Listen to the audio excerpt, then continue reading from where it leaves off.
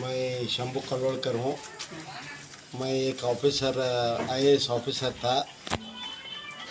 IAS में मैं 32 साल का सर्विस करके 2 साल बाकी था।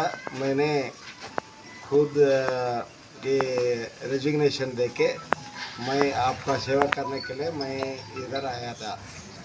मैं रायबाग ये विधानसभा चुनाव में मैं कंटेस्ट किया था, मगर 2000 वोट से मैं हार गया और एक मौका मुझे मिला है। अभी लोकसभा चुनाव में मैं स्वतंत्र अभ्यर्थी बनके मैं चुनाव लड़ रहा हूँ। मेरा सिंबल है ऑटो रिक्शा। 16 क्रम संख्या है उसका। आपका आज मैं आके आपका मदद मांग रहा हूँ। मुझे क्या बोलना है, ये देश में क्या हो रहा है आपको पता है। 2 पार्टी है, एक बीजेपी है। वो तो आपको ख्याल नहीं करता है। वो बोल रहा है ओपनली, वो तो हमको ये माइनॉरिटी का वोट नहीं चाहिए, मुसलमान भाई का वोट नहीं चाहिए। क्योंकि हमारा पास बहुत वोट है, हम उसका वोट से हम सरकार बनेंगे बोल के घमंडी में बोल रहा है। और एक दूसरा पार्टी है कांग्रेस वाला। आप और हम लोगों को मुसलमान भाई और दलित भाइयों को ये कितना 78 ईयर को क्या बोलते हैं, 78 साल ये देश में वो राज कर रहा है। अधिकार में है।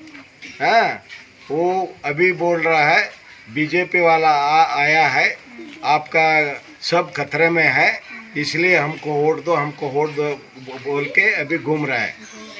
गली गली में घूम रहा है।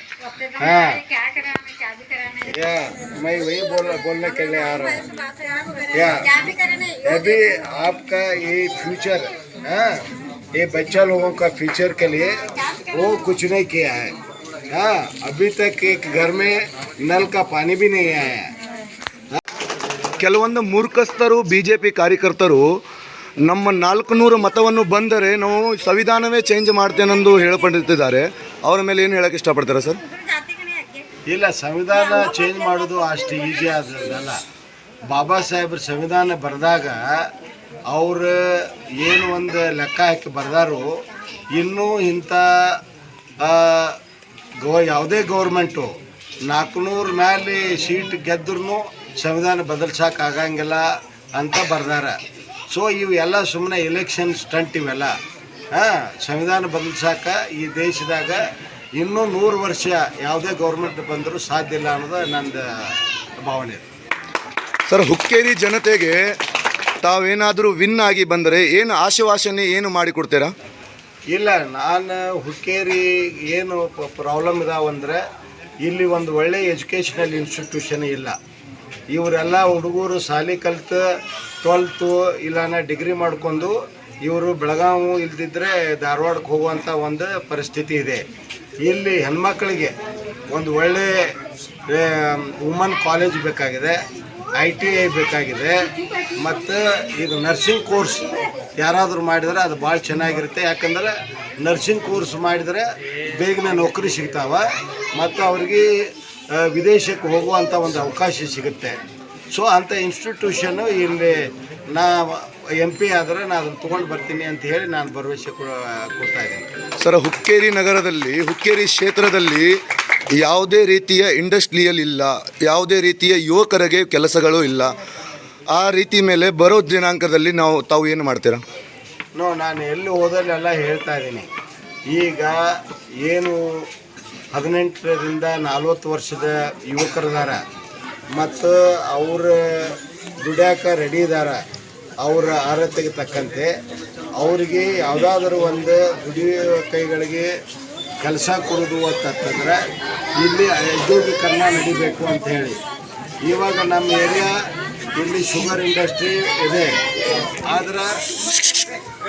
ಆದರೆ ಇಲ್ಲಿ ಏನು ದೊಡ್ಡ ಪೊಟೆನ್ಷಿಯಲ್ ಇದೆ ಅಂತಂದ್ರೆ ಅಗ್ರೋ ಪ್ರೊಸೆಸಿಂಗ್ ಇಂಡಸ್ಟ್ರಿಗೆ ತುಂಬ ಸ್ಕೋಪ್ ಇದೆ.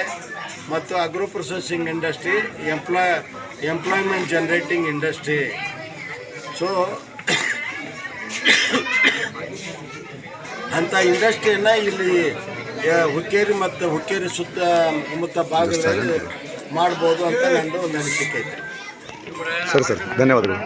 ಬೇರೆ ಬೇರೆ ಕಾರ್ಯಕ್ರಮಗಳ ಅವ್ರು ತಂದು ನಮ್ಮನ್ನ ಇಲ್ಲಿ ಸುಧಾರಣೆ ಹೆಂಗೆ ಮಾಡೋದು ಅನ್ನೋದು ನನಗೆ ಗೊತ್ತೈತಿ. ಯಾಕಂದ್ರೆ ನಾನು 32 ವರ್ಷ ಸಾಧನೆ ಮಾಡೀನಿ ನಾನು.